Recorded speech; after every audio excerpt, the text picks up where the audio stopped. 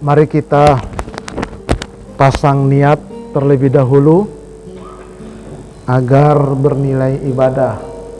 Sengaja aku thalabul ilmi, mencari ridho Allah. Saya pun berniat sengaja aku menyampaikan ilmu, mencari ridho Allah. Karena innamal a'malu binniyat. Pasang niat masing-masing.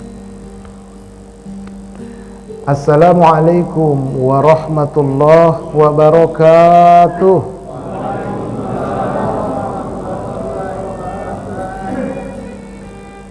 Alhamdulillahilladzi ahyana ba'dama amatana wa ilaihin nusyur. Wassalatu wassalam ala nabiyyina Muhammad sallallahu alaihi wasallam wa ala alihi wa ashabihi wa man tabi'ahu wa alaina ma'ahum birahmatika ya arhamar rahimin, amma ba'du. Bagaimana kabar Bapak Ibu, sehat?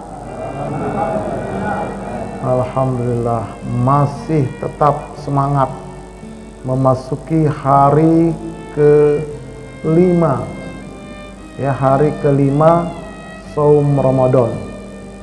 Masjid Al-Muhajirin, Kompleks Selipi, Jakarta Barat.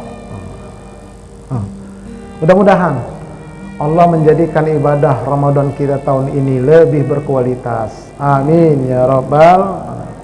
Salawat dan salam semoga Allah sampaikan keharibaan uswatun hasanah kita, Nabi kita Muhammad sallallahu alaihi wasallam. Seperti biasa saya informasikan bahwa saya di YouTube punya channel. Nama channelnya Ustadz Arifin Purba Official. Nama majelisnya Majelis Studi Dakwah Terapan Center. Wah, pakai center dia, agak keren dikit. Baik, sudah banyak materi yang saya upload, silakan berkunjung. Tapi jangan lupa subscribe, like, and share. Ya. Langsung saja, pada pagi hari ini kita akan mengangkat sebuah tema manajemen harta secara Islam. Bagaimana kita memanage harta yang ada pada kita secara Islam, supaya harta itu bernilai ibadah. Karena ada dua kemungkinan dia, harta itu bisa menolong kita, bisa mencelakakan kita. Hati-hatilah. Nah, hati-hati Bu. Ibu punya emas sebanyak, tangan kanan setengah kilo, tangan kiri setengah kilo, belum di kupingnya seperempat, belum di lehernya 5 tingkat. Banyak kali lah. Bapak-bapaknya emas batangan tuh disimpan tuh di kulkas. Di kulkas di mana ya? Hati-hati Pak, Bu. Iya. Nomor rekeningnya berapa Ustaz? Oh, rekening dia sekarang 4 digit. Tahu nggak 4 digit berapa itu? Banyak itu 4 digit. Awak nggak tahu lah gitu ya. Nah itu makanya kita harus bisa memanage harta itu secara Islam. Dengan cara apa Ustaz? Nih globalnya nih. Dengan cara diinfakkan, dizakatkan, disodakohkan, diinvestasikan, dikembalikan kepada pemiliknya kalau diperoleh dengan cara korupsi, manipulasi, kolusi, dapat duit gara-gara ikut-ikut mager langit. Begitu. Langit ya. Pokoknya begitulah. Ngeri-ngeri sedap hidup ini, ngeri-ngeri sedap. Ini akan kita kaji. Ya baik ya Bapak Ibu sekalian, ini kan nggak ada sarapan paginya ya, jadi santai ya. Santai. Yang mau izin karena ada tugas, silahkan. Mudah-mudahan sehat, lancar, selamat. Yang tidak ada kegiatan, ayo kita iktikaf sebentar. Nggak lama-lama kok, nggak sampai jam 9 saya. Apain jam 9? Capek lah saya, haus pula kan. Gak apa-apa, makanya santai aja, santai. Dan ini dapat pahala kita, ya. Yuk. Yuk kita ngaji agar kita mengerti. Ya, kalau kita nggak ngerti, ya nggak paham. Kalau nggak paham, bagaimana mau beramal? Kayaknya kita harus ngerti dulu. Ngerti itu di otak, ya. Tapi jangan berhenti di sini.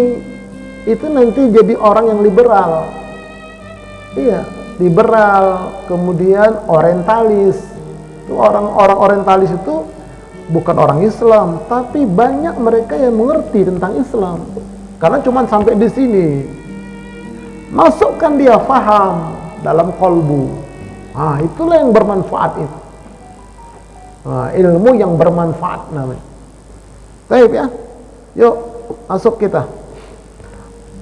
Dalam sebuah hadis an Abdullah bin Umar radhiyallahu anhuma, al-yadul ulya khairum minal yadis sufla. Fal yadul ulya hiyal munfiqah was sufla iyasa'ilah. Artinya, dari Abdullah bin Umar, semoga Allah meridhai keduanya, tangan yang di atas itu lebih baik daripada tangan yang di bawah. Tangan yang di atas itu adalah orang yang suka memberi atau berinfak, berzakat, bersedekah. Sedangkan tangan yang di bawah itu adalah orang yang selalu meminta atau menerima. Maunya nerima aja, ngasih tak mau. Nah, itu minta-minta aja.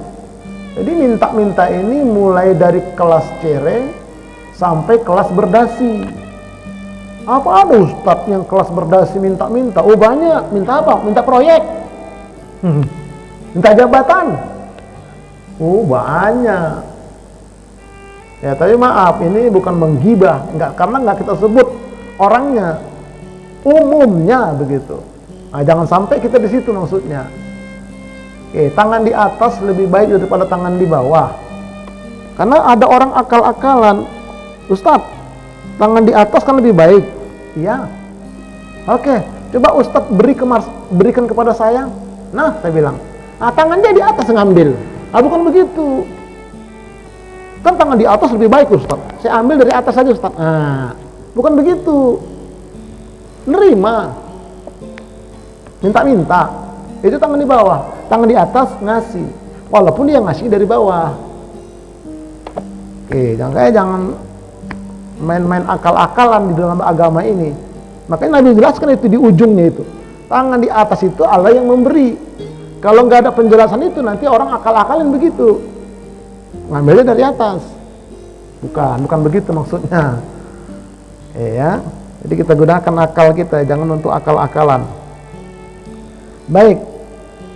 Pertama, Bapak Ibu sekalian, yang harus kita mengerti, kita pahami, kita yakini, apa sih sebetulnya kedudukan harta itu dalam Islam? Hakikatnya harta itu sebagai apa? Ini namanya ilmu hakikat. Wah, kita harus tahu itu hakikatnya harta itu kedudukannya bagaimana. Ya. Jangan sampai kita nggak tahu rumah mewah, emas bertumpuk-tumpuk, uang nggak ada nomor serinya. Sekarang Pak, uang nomor seri hampir nggak laku Pak. Coba aja masuk ke pintu tol, mana laku duit yang berseri. Coba aja makan di warung di mall-mall itu, mau cash nggak bisa Pak katanya. Pakai apa? Pakai keris, kalau nggak pakai pedang, begitu kata dia.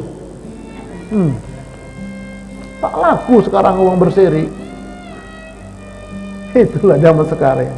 Aduh, ini ya Allah ya Rabb. Nah, jadi kita harus tahu hakikat harta secara Islam itu apa sih, supaya kita nggak salah, ya, nggak salah mensikapi harta itu. Karena kalau salah sekali, menyesal di kuburan, menyesal ke akhirat. Nggak percaya, tunggulah tanggal mailnya. Kalau nggak sabaran pengen bukti, silakan duluan. Nah begitu, biar tahu di sana nanti. Tapi jangan dulu. Pertama, harta itu hanya sebagai hak guna pakai, bukan hak milik. Istilah istilah ilmu kemanusiaannya namanya HGB ya. Nah, HGB. Belum ada tanahnya, masih air, sudah ada HGB-nya. Kan gila itu. Nah, itulah dia. Zaman sekarang ini. Nanti lama-lama langit pun ada nanti HGB-nya. Mau lewat kita bayar, kan repot itu. Ini dalilnya ya. Kita lihat terjemahannya. Berimanlah kalian kepada Allah dan kepada Rasul-Nya, dan nafkahkanlah sebagian dari hartamu yang Allah telah menjadikan kamu untuk menggunakannya. Nah, itu. Maka orang-orang yang beriman di antara kamu dan menafkahkan sebagian dari hartanya memperoleh pahala yang besar. Surah Al-Hadid ayat yang ke-7. Nah, jadi ja'alakum mustakhlafina fi, yang Allah telah menjadikan harta itu kepadamu sebagai hak guna pakai, bukan hak milik.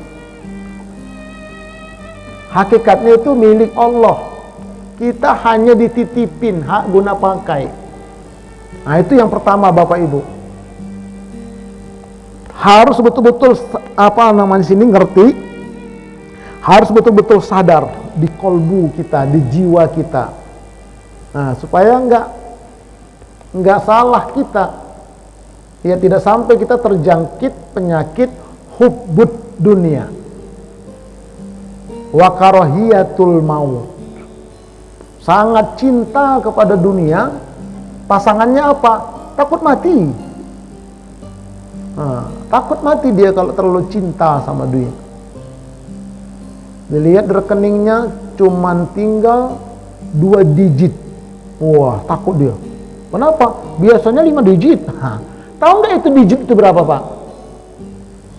Jangan-jangan nggak tahu ini orang-orang milenial ini yang bikin-bikin istilah ini.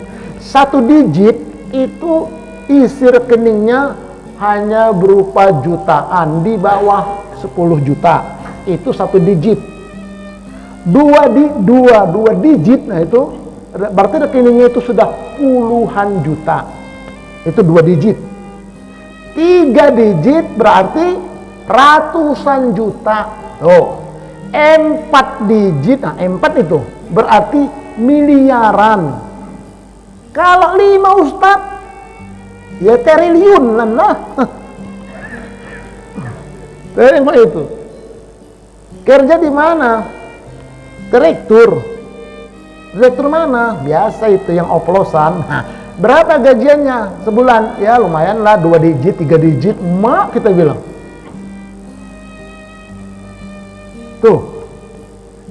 Orang-orang awam itu anak-anak muda mati gara-gara meminum minuman keras oplosan. Kan begitu ya? Lah mereka gede gara-gara minum oplosan yang lainnya. Terserah kaulah. Kalau nggak tobat rasakan nanti. Yang kedua, harta itu sebagai ujian. Bukan kenikmatan, ujian. Allah berfirman, A'udzubillahi minasyaitonirrajim. Innama amwalukum wa auladukum fitnah wallahu indahu ajrun azim. Artinya, sesungguhnya hartamu dan anak-anakmu itu hanyalah cobaan ujian bagimu, dan di sisi Allah lah pahala yang besar. Jadi kita diuji dengan anak, diuji dengan harta. Lulus enggak kalian? Nah itu. Banyak yang enggak lulus. Banyak yang enggak lulus. Seandainya lah aku punya harta, aku pasti berinfak, berzakat, bersedekah. Itu omongan, niatan sebelum punya. Kalau udah punya, lain lagi. Kasihan sayang begitu kotak infak lewat, dibuka dompet, cari yang paling kecil, bukan yang paling besar, yang paling kecil. Ketemu uang 1000 bekas kerikan, kelenteng. Tuh. Nah itulah. Nah, jadi oleh karena itu hati-hati Bapak Ibu. Harta itu adalah ujian, bukan kenikmatan. Hati-hati itu. Ya, fitnah dia. Hati-hati, namanya fitnah itu kalau salah-salah jadi masalah. Ya. Jadi masalah kalau kita salah mensikapinya. Walaupun katanya itu apa itu katanya? Mengatasi masalah tanpa masalah. Apaan? Makin bermasalah kita taruh di barang di situ. Ya, udahlah. Oke ya. Yang ketiga, harta itu sebagai tabungan hari akhir, bukan untuk orang lain. Tuh.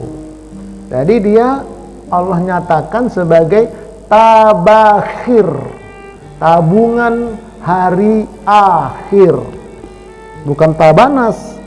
Ya. Tabakhir, ini artinya kita lihat.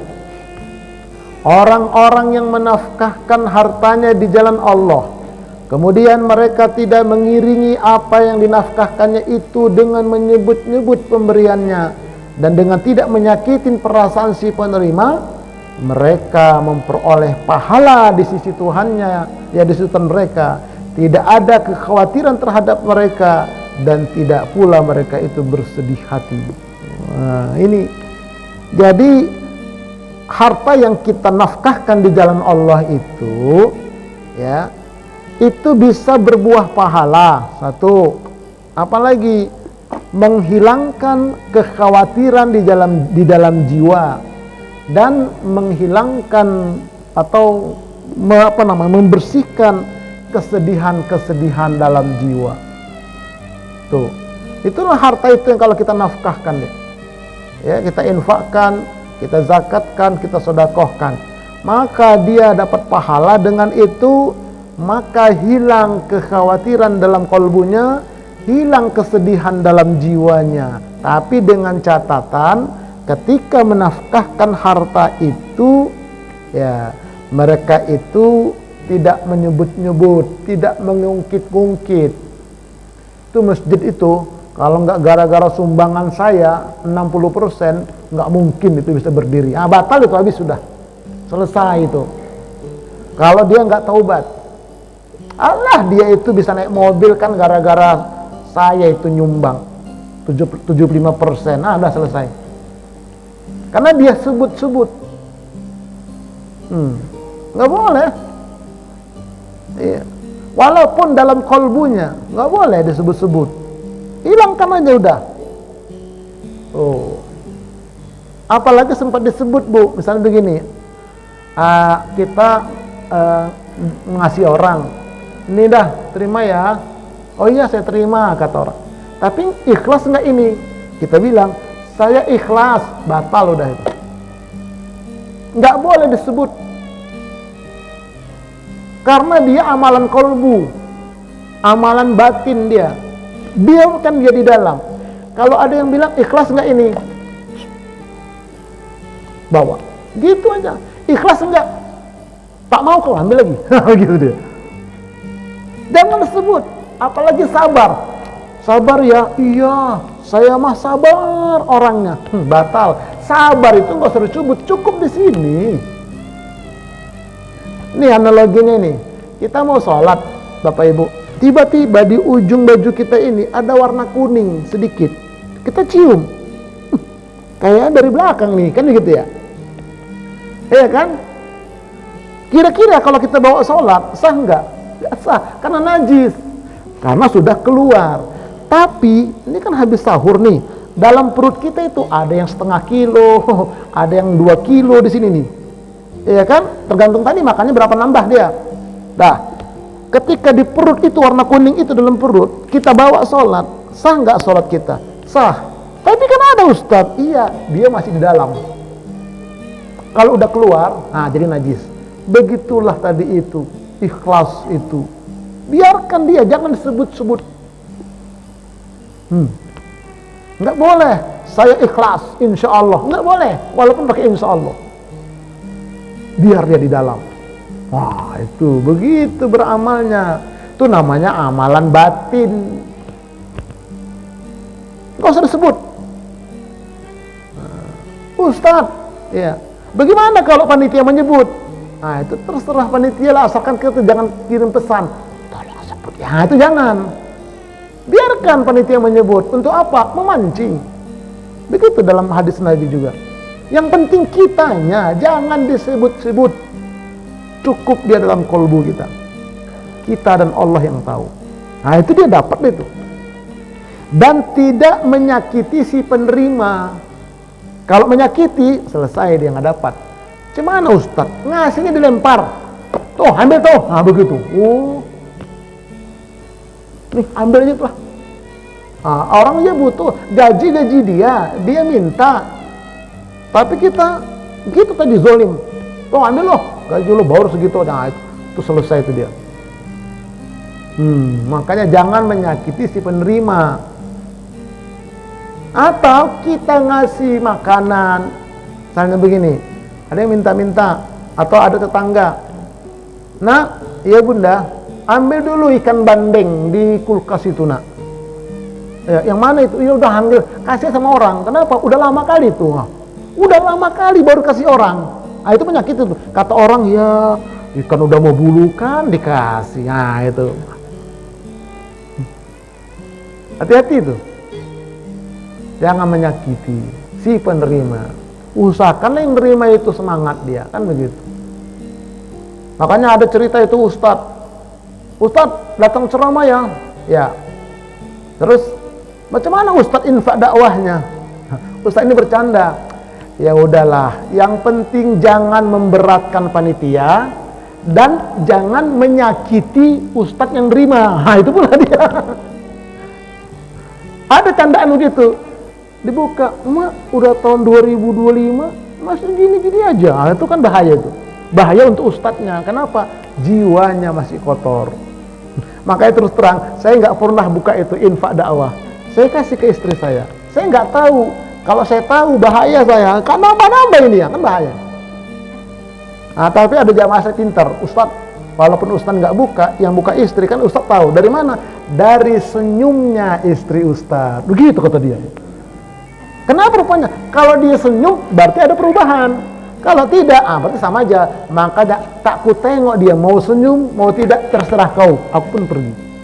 Itu menjaga nih. Luar biasa menjaga kolbu ini. Nah, makanya jangan sebut-sebut. Baik di lisan maupun dalam kolbu. Tutup rapat-rapat dia. Tuh, ya. Yang keempat, sebagai tiket masuk surga, ya. Bukan habis begitu saja Bu. Ibu memberikan itu, menginfakkan itu. Enggak habis begitu aja Pak. Dia jadi tiket. Semakin banyak kita mengeluarkan, tapi sesuai dengan manajemen Islami, maka semakin banyak tiket kita. Ya. Sesungguhnya Allah telah membeli dari orang-orang mukmin. Yang Allah beri adalah diri mereka dan harta mereka dengan memberikan surga untuk mereka. Tuh, jadi dijadikan tiket surga. Apa yang kita nafkahkan di jalan Allah itu banyak yang kita berikan, banyak tiket kita ambil aja. Nanti dalam surga itu kan ada 8 tower surga itu, bukan 8 pintu, 8 tower. Yang paling tinggi adalah Firdaus. Ibarat tutup gelas yang ada pegangannya, pegangannya itulah Firdaus, yang lainnya di bawah. Tuh, nanti dalam tower masing-masing itu banyak lagi pintu-pintunya, kamar-kamarnya, Masya Allah, villa-villanya.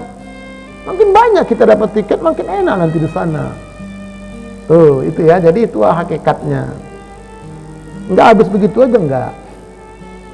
Justru ya, apa yang kita makan, besok pagi jadi kotoran. Ada yang warnanya kuning, ada yang warnanya hijau, ada yang warnanya hitam, ada yang keras. Memang harus saya sampaikan ini. Itulah harta kalau kita makan. Kalau kita mati, kita tinggalkan, jadi rebutan ahli waris kita. Ahli waris berebut harta, orang tuanya tersiksa dalam kuburan. Kenapa? Orang di kuburan itu kata Nabi, tergantung nihayah orang yang masih hidup. Kalau yang masih hidup itu ada yang menangis gara-gara serakah yang satunya, maka kedua orang tuanya mendapat azab. Begitupun nanti dia mati, karmanya, sunatullahnya nimpa ke dia. kalau tidak taubat. Nah, ini jadikanlah sebagai tiket tuh ya. Nah, kemudian yang kelima, ya, harta itu sekedar perhiasan hidup dunia. Jika tidak pandai-pandai memanagenya, maka dia sekedar perhiasan dunia aja. Makanya kata Allah dalam Al-Quranul Karim, harta dan anak-anak adalah perhiasan kehidupan dunia, tetapi amalan-amalan yang kekal lagi soleh adalah lebih baik pahalanya di sisi Tuhanmu, serta lebih baik untuk menjadikan harapan. Kalau harta itu kita jadikan amal soleh, tuh bisa dia jadi amal soleh tadi itu, jadi tiket, jadi pahala dan seterusnya. Nah, baik, sekarang kebalikannya, ancaman orang-orang yang bakhil, yang kikir, yang pelit, medit, buntut kasir, korek, semelekehe, manakotahe, semuanya itulah. Itu bahaya itu. Dia pelit banget, dia kepal tuh duit, bahkan duitnya dirantai, digembok. Maksudnya apa sih? Masuk berangkas. Yang tahu kodenya cuma dia. Kalau dia mati, udah hilanglah itu sama berangkas-berangkasnya. Sampai begitunya itu. Pelitnya, meditnya, bakhilnya. Ya Allah ya Rabb. Kalau kata orang Medan, amin-amit jabang bayi, ojo nurun kambi anak putuku. Yang ngomong orang Medan, bahasanya bahasa Jawa. Kan Bhinneka Tunggal Ika, Pak. Nih, apa ancamannya? Satu, ditimpa azab yang pedih di dunia jika tidak bersyukur. Ini ayatnya sudah hafal kita. Ya. Dan ingatlah tatkala Tuhanmu memaklumkan, sesungguhnya jika kamu bersyukur, pasti kami akan menambah nikmat kepadamu. Dan jika kamu mengingkari nikmatku, berkufur nikmat, maka sesungguhnya azabku sangat pedih. Di antara ciri kufur nikmat adalah orang-orang yang bakhil, yang pelit, yang kepel sama harta. Itu salah satu orang yang tidak bersyukur. Maka Allah ambil paksa. Iya, nanti diambil paksa. Bisa jadi nanti itu dia kebakaran. Bisa jadi nanti dia itu kebanjiran, kelelep. Bisa jadi nanti itu ditipu orang. Bisa jadi nanti dia itu sakit tak kunjung sembuh. Bulan ini sakit suaminya, bulan besok sakit istrinya, bulan depan sakit anak pertama, bulan depan lagi sakit anak kedua. Anaknya ada 10 orang, suami istri 12. Setahun sakit, habis tuh duit. Begitu orang tua sakit-sakitan, anaknya takut nanti kalau habis nanti duit kita ini untuk berobat orang tua ini, tak dapat warisan kita. Udah, suntik mati aja itu orang tua, suntik mati. Atau kalau nggak sengaja orang tua suruh jalan, ambil kulit pisang, taruh di depan dia, suruh injak-injak, kepleset, kebentur, dia mati ya. Selesai kau. Begitu kata anaknya. Parah betul. Itulah kenapa tak bersyukur. Tak bersyukur. Hati-hati, azab pedih Bapak Ibu sekalian. Dari dunia itu begitu nanti. Lagi ke sananya. Nah, yang kedua, akan menyesal di alam kubur, minta kembali ke dunia agar ada kesempatan mau berinfak, mau berzakat, mau bersedekah. Itu di kuburan. Kita lihat ini ayatnya. Dan nafkahkanlah sebagian dari apa yang telah kami berikan kepadamu sebelum datang kematian kepada salah seorang di antara kamu. Lalu ia berkata dalam kubur, ya Tuhanku, mengapa engkau tidak menangguhkan kematianku sampai waktu yang dekat, dan yang menyebabkan aku dapat bersedekah dan aku termasuk orang yang soleh. Jadi di kuburan ini Allah ceritakan ini. Sekarang di kuburan itu, di kober itu, sekarang banyak orang yang ngomong seperti ini. Makanya Allah ceritakan di dalam Al-Quran surah Al-Munafikun ayat yang ke-10 ini. Begitu tiap hari sekarang ini. Menyesal, minta kembali. Kalau bisa kembali, cuman dua niatnya. Yang pertama ingin bersedekah, yang kedua ingin beramal soleh. Nggak ada niatan dia bertemu dengan istri dan anaknya. Tidak ada keinginan dia bertemu suami dengan putranya, nggak ada. Dia hanya ingin bersedekah. Tapi kata malaikat, sudah terlambat mas bro, katanya. Ini Allah ceritakan, nggak percaya, tunggu tanggal mainnya. Pengen bukti, silakan duluan. Hah lo, udah gitu aja kok, nggak usah repot-repot. Ya kan kita bakal mati semua ini, bakal masuk kubur. Entah bapak ibu duluan, saya belakangan, atau saya belakangan, bapak ibu duluan. Nah sama aja ya. Atau kita mati berjamaah. Allah kasih gempa, nggak usah besar-besar gempanya, 15 pada skala Richter. Nah, wes bablas monase entek kabeh. Atau anak gunung Krakatau, marah dia. Kenapa? Lautnya dipagar-pagar. Nah, sementara dicabut-cabut, pura-pura dicabut, diam-diam dipagar lagi, marah dia nanti.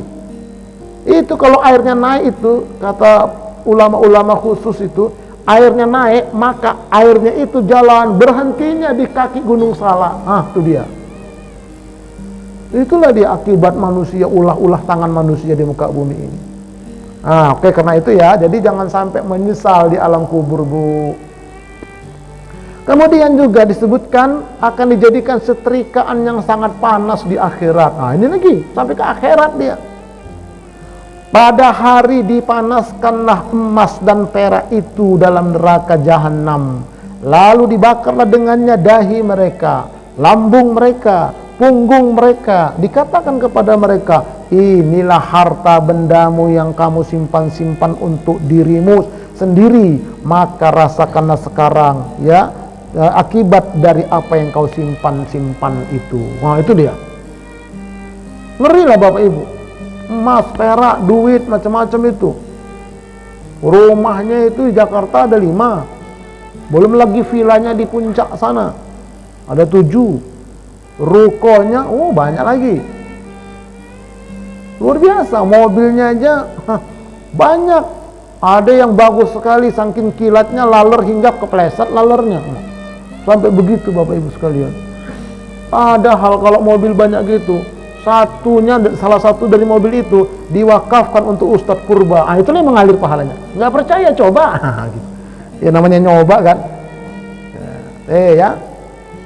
Nah, baru yang keempat, akan dijadikan ular jantan yang sangat berbisa harta itu dan dikalungkan di lehernya. Dari Abu Hurairah berkata, bersabda Rasulullah SAW, barang siapa yang diberi Allah harta tetapi tidak mengeluarkan zakatnya, harta itu akan dirupakan pada hari kiamat sebagai seekor ular jantan yang amat berbisa, dengan kedua matanya yang dilindungi warna hitam kelam, lalu dikalungkan ke lehernya. Maka ular itu pun memegang rahang orang tersebut, mengatakan kepada orang tersebut, saya ini adalah simpananmu, harta kekayaanmu yang kau simpan-simpan. Begitu tuh. Di lehernya diikat. Bukan kayak yang gambar dewa itu, bukan. Digigit rahang orang itu. Di akhirat tuh. Hadis riwayat Imam Bukhari. Nah, jangan sampai di sana nanti baru menyesal. Udah habis. Sekarang ini kita sadari. Tuh ya. Nah, akan didoakan celaka oleh malaikat subuh. Nih, kita lihat hadisnya. Tidaklah para hamba berada di langit, ya, melainkan pagi itu terdapat 2 malaikat yang turun, ya. Pagi hari ada malaikat turun. Salah satunya berdoa, ya Allah, berikanlah ganti kepada orang yang berinfak.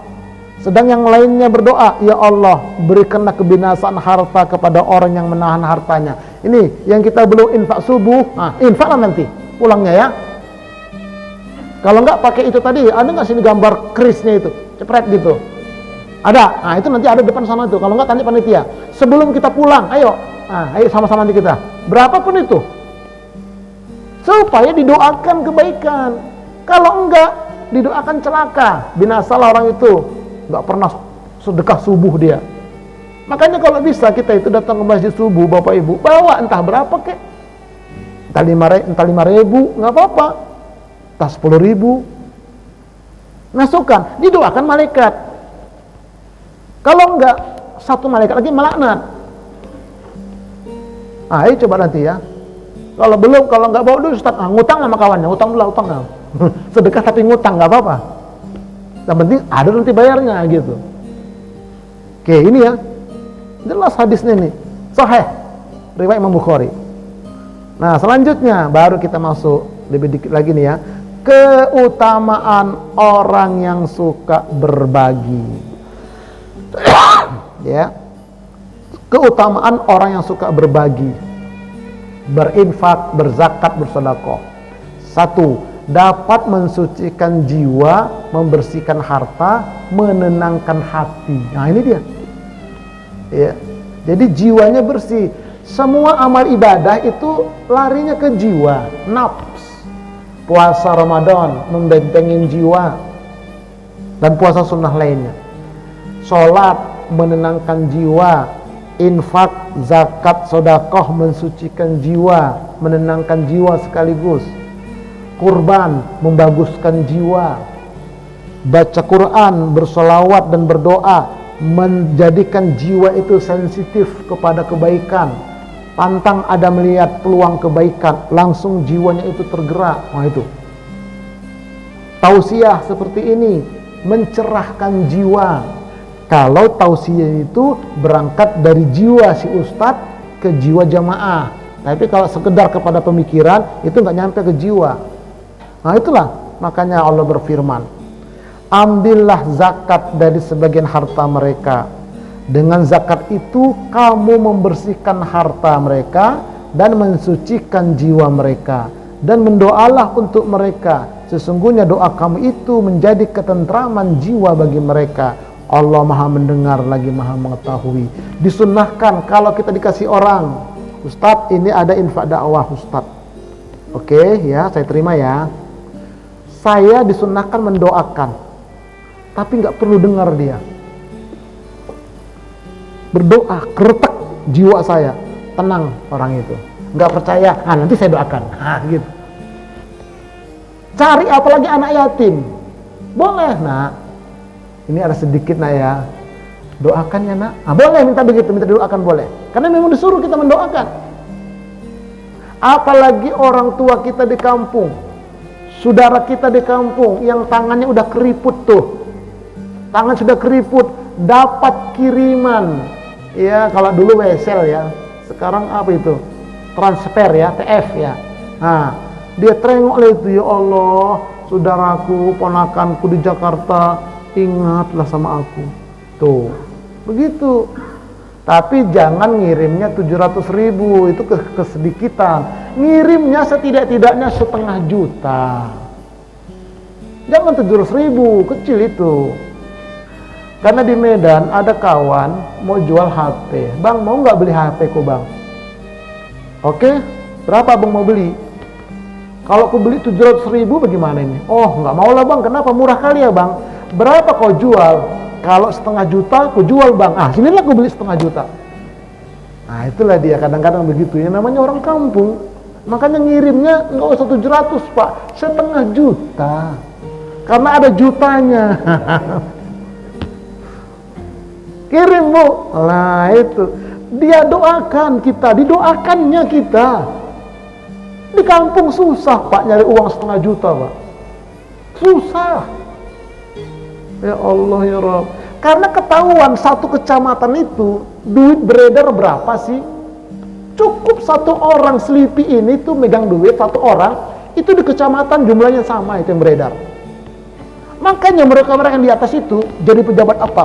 Saya apa? Gubernur. Berapa sih di provinsi saya ini duit beredar? Begitu. Udah kepegang semua. Apalagi yang 9 cacing itu, dia udah, ini gampang. Begitu. Banyak pula pengkhianat. Makin jauh kita ngomongnya. Memang begitulah. Supaya paham kita dunia ini. Jadi kalau kita memberikan, didoakan orang kita, doanya itulah yang tanpa kita tahu. Ada lagi kata Nabi, kalau kita mendoakan orang tanpa tahu dia, maka doa kita itu sampai ke kita dulu, baru ke dia. Luar biasa lagi. Jadi bukan hanya untuk dia kita mendoakan. Tadi bapak tadi memberi, saya doakan ke bapak. Tuh, bapak nggak tahu, ibu nggak tahu. Tapi kata malaikat, Ustaz Purba, ente dulu yang dapat dari doa ente, baru ke sana. Begitu, dua-dua dapat. Begitulah dalam Islam. kalau batinnya itu hidup. Nah kemudian dibalas dengan 700 kali lipat. Nah ini pula dia, nggak main-main. Disebutkan dalam Al-Quranul Karim surah Al-Baqarah 261, perumpamaan nafkah yang dikeluarkan oleh orang-orang yang menafkahkan harta jalan Allah adalah serupa dengan sebutir benih yang menumbuhkan 7 tangkai. Pada tiap-tiap tangkai terdapat 100 biji. Allah melipat gandakan ganjaran bagi siapa yang dikehendakinya, dan Allah maha luas karunia-Nya lagi maha mengetahui. Jadi kalau kita berinfak 1000, maka itu dilipat gandakan menjadi 700.000. Nah itu dia maksudnya. Kalau kita nanti berinfak pulang dari sini 10.000, maka dilipat gandakan menjadi berapa itu kalau 10.000? 7 juta, ya Allah, banyak itu loh. 7 juta nanti. Itu masih ada kontak infaknya itu. Atau di sana juga ada ya, di pintu ya, depannya ada. Nah, siapkanlah 10.000 aja. 10.000 aja, itu kembali. Dan luar biasanya Bapak Ibu, kalau kita menginfakkan ini, itu dia pahalanya untuk kita, istri kita, dan anak-anak kita yang belum berkeluarga. Kalau udah berkeluarga, nanti dia keluarga masing-masing lagi.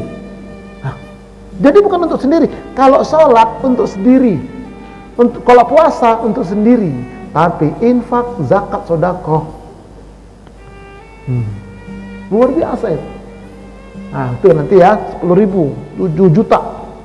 Kalau bapak ibu tadi ada mobilnya 10, salah satunya diwakafkan untuk Ustadz Purba, satu aja dibalas 700 mobil. Nggak percaya? Coba. Itu dia. Gitu caranya. Umpama, yang umpama kan nggak apa-apa Pak. Ya. Nah yang ketiga, dapat meredam murka Allah dan menghindarkan mati su'ul khotimah. Ini keutamanya. Dari Anas bin Malik berkata, bersabda Rasulullah SAW, sesungguhnya sedekah itu memadamkan kemurkaan Allah dan menolak dari su'ul khotimah atau mati buruk. Nih Jakarta sekitarnya ini kan maksiat banyak di sini. Dari mulai cucu maksiat sampai opung maksiat, lengkap di sini. Makanya yang bertanya, kenapa Jakarta sekitarnya belum dapat bencana yang besar ya Ustadz? Entah gempa kayak pada 10 pada Richter, entah anak Krakatau kayak batuk, kok belum dapat ya Ustadz? Kapan dong Ustadz? Ada yang nanya gitu. Maka saya jawab, masyarakat kaum muslimin mukminin di Jakarta sekitar ini masih banyak ahlus sedekah yang suka bersedekah. Sedekah Jumat tuh, apalagi bulan Ramadan, sedekah takjil, sedekah sahur. Itu meredam murka Allah. Kalau di daerah Pak, sulitlah Pak, sulit mencari yang mau sedekah kayak begitu. Mana ada, kalau di daerah dia bikinlah sedekah buka puasa bersama ya, takjil, iftar jama'i. Warung makan sebelah masjid marah, kok kalian bikin pula situ buka puasa bersama, jadi berkuranglah warungku ini, tak ada yang beli, marah dia. Itu kalau di kampung, maka serba salah di kampung. Di samping memang orang kayanya juga masih banyak yang pelit. Berkurban aja kadang-kadang udahlah, tahun kemarin kok udah begitu. Kalau di Jakarta enggak, tiap tahun dia berkurban. Itulah meredam murka Allah. Luar biasa. Baik untuk ke masyarakat diredam atau untuk diri sendiri. Nah kalau kita mau pergi kemana, bersedekahlah dulu, maka insya Allah perjalanan kita dan keluarga kita itu selamat pergi sampai pulang. Kenapa? Dilindungi, diredam. Main-main ini. Nah kemudian meminjamkan harta kepada Allah, ini hakikatnya. Siapa saja yang mau meminjamkan kepada Allah pinjaman yang baik, maka Allah akan melipat gandakan balasan pinjaman itu untuknya, dan dia akan memperoleh pahala yang banyak. Kalau kita berinfak zakat sedekah, artinya kita memberi pinjaman kepada Allah. Ya Allah, pakai dah hartaku ini, ku pinjamkan kepadamu. Tuh, ini baru tuluk ya, belum suruk. Biar dia lewat dulu dikit. Ini baru tuluk, belum suruk ya. Kita lewatkan 10 sampai 15 menit baru nanti kita sholat suruk. Nah ini Bapak Ibu sekalian, jadi itulah dia kita pinjamkan kepada Allah, dan Allah tidak akan membawa kabur uang kita itu, aman dan dibalas. Banyak ya, kelipatan-kelipatan yang luar biasa ini. Oke, nah inilah manajemen harta secara Islami itu. Kita lihat apa sih Ustadz? Ya, manajemen harta secara Islami itu, harta itu diinfakkan. Ini pertama, wajib hukumnya. Dizakatkan, wajib tapi ada syaratnya, kan gitu ya, apabila cukup haul nisab umpamanya. Nah kemudian disedekahkan, ada sedekah wajib, ada sedekah sunnah. Kemudian diinvestasikan, diproduksikan, jangan disimpan-simpan. Ya, ada tanahnya 1000 meter di Kuningan kota, tapi diem aja, nah, itu bahaya itu. Dia dikontrakkan, tapi jangan sampai salah kontrakkan sama orang lain, nanti malah diakui sama dia, jangan. Nah, ada juga yang begitu. Nah kemudian dikembalikan kepada pemiliknya jika ada yang tidak halal, pulangkan dulu. Tapi 80% nggak halal semua Ustadz, ya pulangkanlah semua. Sebelum di akhirat jadi masalah gitu. Nah sedikit lagi ya, infak adalah nafkah atau menghidupi untuk diri sendiri dan keluarga. Itu infak, nafkah namanya. Bukan 1000 rupiah kelenteng, itu bukan infak. Salah, itu bukan infak. Infak itu nafkah. Makanya kita bekerja mencari nafkah. Untuk anak yatim, makanya infak yatim. Anak yatim tidak sah diberi zakat, nggak sah. Dia dikasih nafkah sebagaimana kita menafkahi anak kita sendiri. Nah, kemudian infak dakwah. Itulah 3 itu infak. Untuk diri dan keluarga, untuk anak yatim, untuk dakwah. Oke, nah ini dalilnya ini. Ya. Surah Al-Baqarah ayat 215. Mereka bertanya kepadamu tentang apa yang mereka nafkahkan. Jawablah, apa saja harta yang kamu nafkahkan kepada hendaklah diberikan kepada ibu bapak, kepada kaum kerabat, anak-anak yatim, orang-orang miskin, orang-orang sedang dalam perjalanan, dan apa saja kebaikan yang kamu buat, maka sesungguhnya Allah Maha mengetahui. Nah, ini dalil tentang infak untuk keluarga, untuk anak yatim. Nah kemudian khusus buat anak yatim tidak sah diberi zakat kepada mereka. Namun jika ibunya si yatim itu miskin, maka ibunya boleh menerima zakat. Bagi anak yatim adalah infak atau nafkah sebagaimana kita nafkahi anak kita sendiri. Ara'aital ladzi yukadzibu biddin fadzalikal ladzi yad'al yatim. Tahukah kamu hai Muhammad, siapa mendustakan agama, kata Allah, itulah orang-orang yang menghardi anak yatim, tidak mau memberi makan orang miskin. Nah, jadi anak yatim dia terlantarkan. Tetangganya ada anak yatim, keponakannya anak yatim.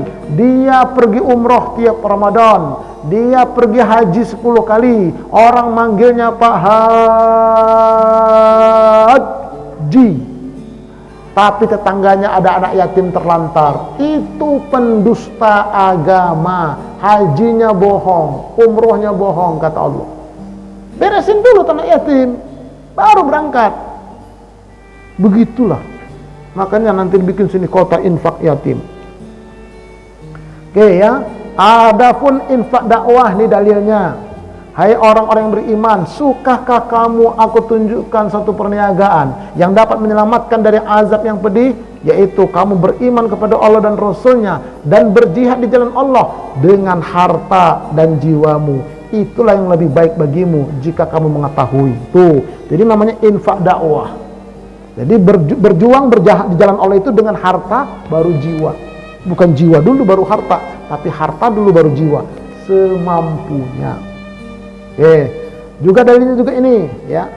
Siapa yang menyiapkan kebutuhan untuk orang berjuang di jalan Allah, maka sungguh dia telah ikut berperang. Dan siapa yang mengurus keluarga orang berperang fisabilillah dengan baik, maka sungguh dia telah ikut berperang. Ada dakwah, kita dukung dakwah dia, kita ikut berdakwah. Ada perang, kita dukung dia perang itu dengan ini, kita ikut. Bahkan kita ngurus keluarganya pun kita dapat pahala. Begitulah luar biasanya. Banyak sekali penjelasan Quran dan Sunnah tentang keutamaan kita ini memberikan harta kita di jalan Allah. Nggak ada yang sia-sia kalau kita tahu ilmunya. Nah ini, jadi infak nafkah itu terbagi dua. Ada yang sifatnya primer, pokok. Apa itu? Sandang, pangan, papan, pendidikan. kesehatan. Ini primer. Yang sekunder adalah transportasi, telekomunikasi, hiburan, jalan-jalan ke Ancol. Nah, itu bukan primer, sekunder. Yang primer ini yang 5. Anak yatim kita nafkahi yang 5 ini. Kalau transportasi bisa naik Grab, naik Gojek. Telekomunikasi bisa tolong dong WA-in, bisa minta tolong sama orang. Nah, kalau hiburan itu juga nggak wajib. Nah, itu harus kita infaki, diri kita, keluarga kita, dan dakwah, anak yatim dan dakwah. Nah, kemudian setelah kita keluarkan infak dari harta kita, ternyata masih ada sisa harta dan harta tersebut telah mencapai nisab dan haulnya, maka wajiblah kita menunaikan zakat dari harta tersebut. Nah, itu dia. Setelah kita berinfak, cukup semua harta kita masih ada sisa, cukup haul nisab, baru kita berzakat. Kalau nggak cukup Ustaz, nggak usah zakat. Zakat bagi yang mampu. Nah, nanti ketika iktikaf kita akan kaji tentang zakat mal. Insyaallah. Ini zakat itu ada zakat ialah memberikan sejumlah harta tertentu, diambil dari ukuran harta tertentu, pada waktu tertentu, diberikan kepada golongan tertentu. Kemudian zakat fitri dan zakat mal. Itu nanti kita akan jelaskan lebih rinci ya, insyaallah. Nah, baru sedekah. Sedekah ialah memberikan apa saja, berapa saja, kapan saja, kepada siapa saja, dalam rangka membenarkan janji Allah. Nah, sedekah ini nggak ada batasan. Kalau zakat ada batasan. Kalau infak sesuai kebutuhan, begitu kan enak itu. Ya. Nah, sedekah itu ialah orang yang royal dalam memberi, nggak pakai perhitungan dia. Nah, kemudian sedekah itu berupa makanan, minuman, benda disebut dengan sedekah jariah, uang, ilmu dan gagasan, tenaga, kalimat thayyibah, zikir, doa, salawat, senyum, hadiah. Senyum harus ada orang di depan kita. Kalau nggak ada, itu bukan sedekah, orang gila namanya. Nggak ada orang senyum. Sekarang banyak orang gitu, senyum sendiri pakai WA dia, entahlah. Kemudian hibah, akikah, kurban. Nah, kemudian wasiat, ini namanya sedekah wajib. Fidyah, sedekah wajib. Kafaroh, sedekah wajib. Dan dam, itu ketika orang umrah atau haji, sedekah wajib. Mencari nafkah, nah ini juga sedekah wajib. Ini, jadi begitu petanya. Ya, oke. Nah, manajemen dana masjid ini saya sekedar saran ini ya, untuk kebaikan. Maaf ini. Pertama, hendaklah buat pembukuan infak dakwah, dipisah dia, jangan dicampur. Nah, kemudian pembukuan infak yatim, jangan uang yatim digunakan beli keran kamar mandi, jangan, bisa deh. Kemudian pembukuan zakat fitri, nah zakat fitri jangan beli bola lampu, jangan. Kemudian pembukuan zakat mal juga jangan beli karpet, nggak boleh. Ya. Kemudian pembukuan sedekah jariah wakaf, nah itu barulah beli karpet, beli lampu. Kemudian pembukuan fidyah, ya, untuk fakir miskin, pembukuan kafaroh, dan pembukuan sedekah mutlaqah. Jadi ada 8 buku di meja. Kok banyak kali? Bapak mau apa? Ibu mau apa? Begitu cakep. Di pos-poskan dia. Itu cakep tuh kalau masih begitu. Jadi jelas dia arahnya. Mana yang kira-kira udah cukup digeser. Kok nggak ada infak yatim? Oh, kami lagi perlu yang ini, gitu. Nanti kalau yatim nanti orang ke yatim semua. Yang lain nanti nggak berjalan gitu. Dikit lagi ya. Kemudian disalurkan semua sesuai dengan proporsinya. Investasi nih, agar tumbuh dan berkembang, multiplying effect, membawa manfaat sosial, mewariskan generasi yang kuat. Infak, zakat, sedekahnya berulang-ulang, mempunyai nilai intensif. Makanya nggak boleh tanah nganggur, nggak boleh duit nganggur, diputar dia, diputar supaya dia betul-betul bermanfaat. Kalau nganggur bahaya nanti. Nah, kemudian terakhir dikembalikan, ya, dikembalikan kepada pemiliknya. Jika tidak, maka akan menjadi orang yang bangkrut pada hari kiamat. Ini hadisnya, redaksi Arabnya ini, terjemahannya ini. Dari Abu Hurairah bersabda, tahukah kalian siapa orang yang bangkrut itu? Para sahabat menjawab, orang yang muflis atau bangkrut itu di antara kami adalah orang yang tidak mempunyai uang dan kesenangan. Bersabda Rasulullah, bukan, sesungguhnya orang muflis yang bangkrut di antara umatku adalah orang yang datang pada hari kiamat dengan membawa pahala puasa, pahala sholat, pahala zakat. Sementara itu dia pernah mencaci si fulan, menuduh si fulan, memakan harta rakyat si fulan dengan cara zalim, kemudian ditukarkanlah kebaikannya dengan kesalahan orang yang dizaliminya, maka jika habis kebaikannya sementara kesalahan kepada orang lain belum selesai, lalu ditimpakanlah kesalahan orang lain kepada dirinya, ya kepadanya, dan kemudian ia pun dilemparkan ke dalam neraka. Jadi bangkrutlah dia. Semua kebaikannya untuk dibayar sama orang lain, masih udah habis harta dia, amal dia masih banyak orang yang nuntut, maka dosa orang ditimpakan kepada dia, kebanyakan dosa dilemparkan ke neraka, bangkrut.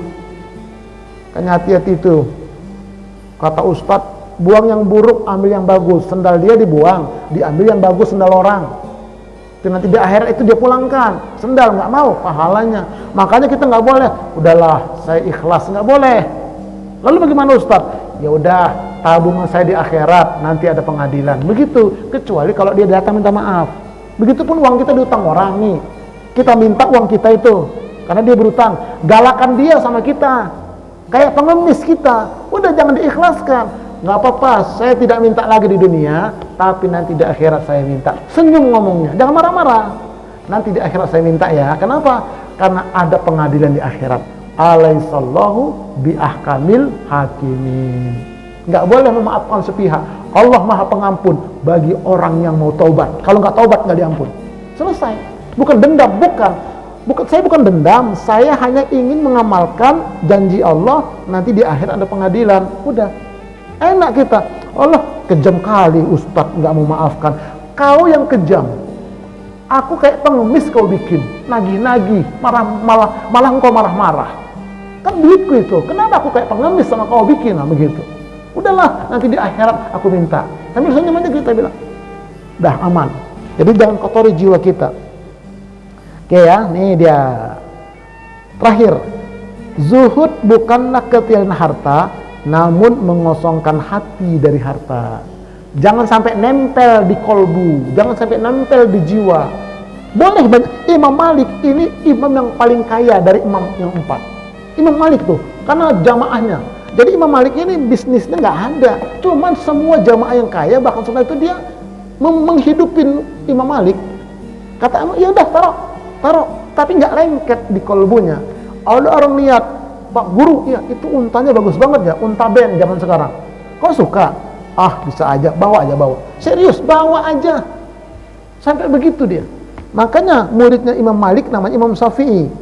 Letakkanlah dunia di tanganmu, letakkanlah akhirat di jiwamu, letakkanlah kematian di pelupuk matamu. Imam Syafi'i itu harta itu cuma di tangan, jangan di sini. Kalau di kolbu sakit hati nanti, sayang dia. Tapi kalau di tangan bisa dilepas. Kalau udah bisa begitu mantap. Silakan jadi orang kaya kalau udah bisa begini. Nah, akhirnya dia membantu, tapi membantunya ikutin urutan. Infak dulu, baru zakat, baru sedekah. Ini kadang-kadang infak nggak dijalan secara benar. Nah, ternyata dia umroh kemana-mana, anak yatim terlantar. Sedekah dia wakaf kemana-mana, sedekah jariah. Tapi zakat nggak dikerjain, zakat mal. Bapak udah zakat mal belum Pak? Ustadz, semua masjid udah saya bangun Ustadz, di mana-mana pesantren. Bahkan mobil-mobil Ustadz juga saya bantu. Tapi zakat kan wajib Pak. Zakat itu kan cuma nilai sekian, itu lebih.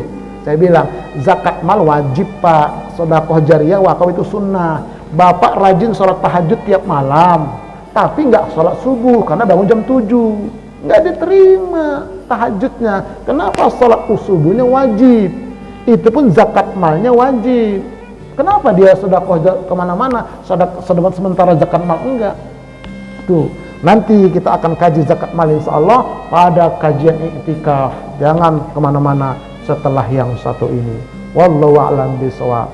Ini saja mungkin pengajian kita. Semoga bermanfaat dan kita tutup dengan doa kafaratul majelis. Subhanakallahumma wa bihamdika asyhadu an la ilaha illa anta astaghfiruka wa atubu ilaik. Assalamualaikum warahmatullahi wabarakatuh.